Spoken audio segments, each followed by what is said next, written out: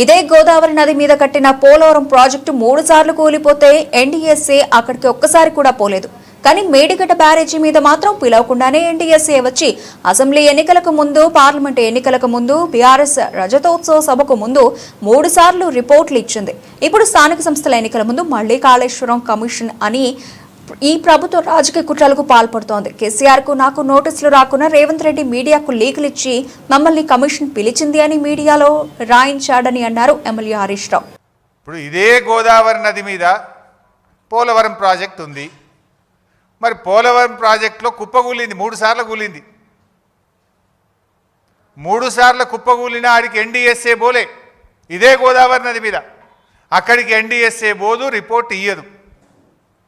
కానీ మేడిగడ్డ బ్యారేజ్ మీద మాత్రం పిలవకుండానే, రాష్ట్ర ప్రభుత్వం కోరకుండానే హడావిడిగా వచ్చి అసెంబ్లీ ఎన్నికల ముందు ఒక రిపోర్టు, పార్లమెంట్ ఎన్నికల ముందు ఒక రిపోర్టు, బీఆర్ఎస్ పార్టీ రజతోత్సవం జరుపుకుంటే దాని ముందు ఇంకొక రిపోర్ట్ ఇస్తారు. అది బీజేపీ నీతి. ఇప్పుడు ఇక స్థానిక సంస్థల ఎన్నికలు వచ్చినాయి, రేపో మాపో లోకల్ బాడీ ఎలక్షన్లు వస్తున్నాయంటే ఇప్పుడు మేడిగడ్డ, సుందిల్ల, అన్నారం మీద కాళేశ్వరం కమిషన్ రిపోర్టును మళ్ళీ బయటపెట్టి రాజకీయ కుట్రలకు ఈరోజు ఈ ప్రభుత్వం పాల్పడతా ఉంది. అంటే ఎంత దుర్మార్గంగా, దానికి మీడియానే సాక్ష్యం. మీరే ఇక పిలుస్తుండ్రు అని రాసిండ్రు కమిషన్ ముందుకు. మీరే రాసిండ్రు కేసీఆర్ గారిని, హరీష్ రావు గారిని పిలవవలసిన అవసరమే లేదు, నివేదిక పూర్తయింది, రేపో మాపో ఇస్తారని మీరే రాసిండ్రు కదా.